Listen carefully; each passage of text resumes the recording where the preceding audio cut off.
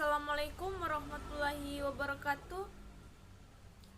Kami dari kelompok 6 akan mempresentasikan materi kami tentang teori biaya dalam mikroislam. Terlebih dahulu perkenalkan saya Saputri Doleng sebagai pemateri pertama. Langsung saja, pengertian teori biaya. Teori biaya merupakan kumpulan dari penalaran, gagasan, dan penjelasan lain yang dapat digunakan sebagai dasar untuk menjelaskan perilaku biaya. Pertama, fokus pembahasannya adalah beban yang harus ditanggung. Kedua, perilakunya hampir sama.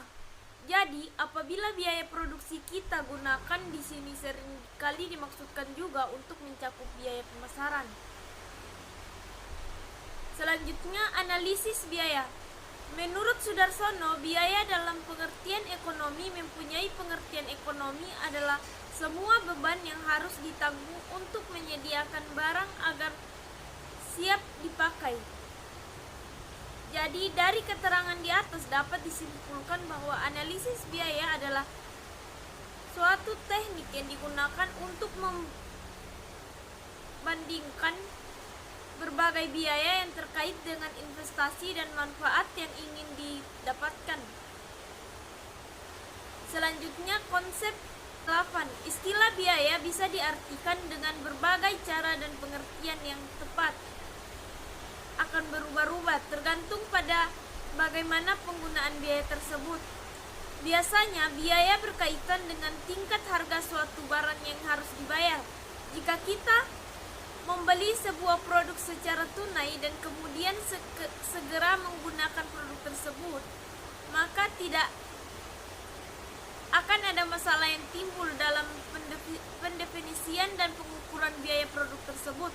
Namun demikian, jika barang tersebut dibeli lalu disimpan untuk sementara waktu dan kemudian baru rumit lagi. Jika barang tersebut merupakan aset yang bermacam-macam pada beberapa periode waktu yang tak terbatas. Baik, selanjutnya itu biaya relevan yang dimaksud. Yang pertama, biaya tumbal. Sumber daya ekonomi mempunyai nilai karena sumber daya tersebut bisa digunakan untuk memproduksi barang-barang dan jasa untuk konsumsi. Ketika sebuah perusahaan menggunakan suatu sumber daya untuk memproduksi sebuah produk tertentu, perusahaan tersebut juga menawarkan sumber daya tersebut kepada para pemakai alternatif. Yang kedua, biaya eksplisit dan implisit. Biaya pengguna sumber daya mencangkup biaya eksplisit dan biaya implisit. Upaya yang dibayarkan, pengeluaran untuk biaya listrik, pembayaran untuk bahan-bahan baku, bunga yang dibayarkan kepada para pemegang obligasi perusahaan, dan sewa bangunan merupakan contoh-contoh dari pengeluaran eksplisit. Yang ketiga, biaya instrumental dan sunk cost. Biaya instrumental adalah biaya yang akan timbul sebagai akibat dari adanya suatu keputusan. Biaya instrumental ini merupakan perubahan biaya total yang disebabkan oleh adanya suatu keputusan yang sedang dibuat. Selanjutnya itu biaya jangka pendek dan jangka panjang.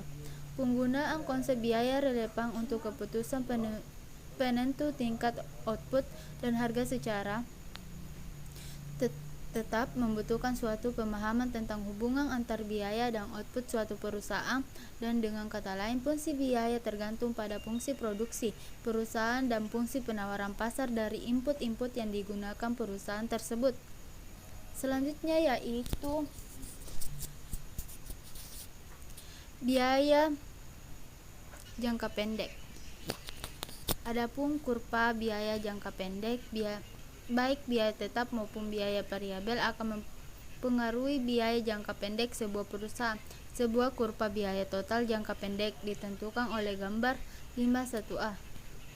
Tampak jelas pada gambar tersebut, biaya total atau total cost atau TC pada setiap tingkat output adalah jumlah dari biaya tetap, total atau fixed cost atau JPC, dan biaya variabel total atau variable cost atau TVC.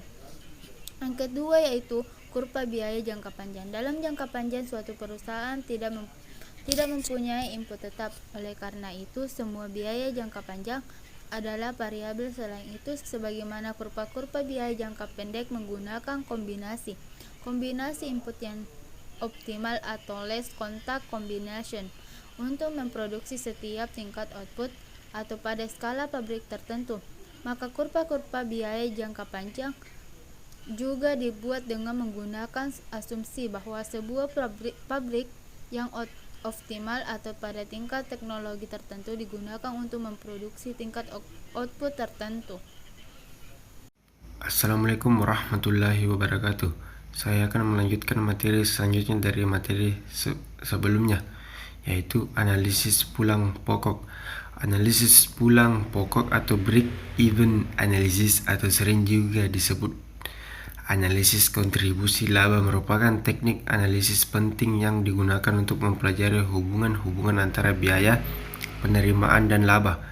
Sifat analisis pulang pokok ini dilukiskan dalam gambar 5,4, yakni sebuah grafik dasar pulang pokok yang terbentuk dari kurva biaya total dan penerimaan total suatu perusahaan.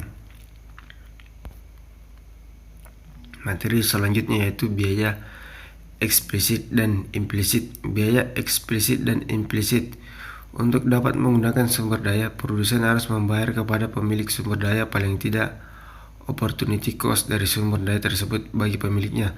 Biaya eksplisit perusahaan adalah pembayaran tunai untuk sumber daya yang dibeli dari pasar sumber daya, tunai, sewa, bunga, asuransi, pajak, dan sejenisnya.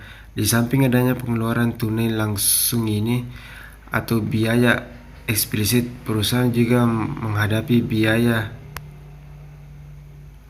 implisit yang merupakan opportunity cost dari penggunaan sumber daya milik perusahaan atau pemilik perusahaan.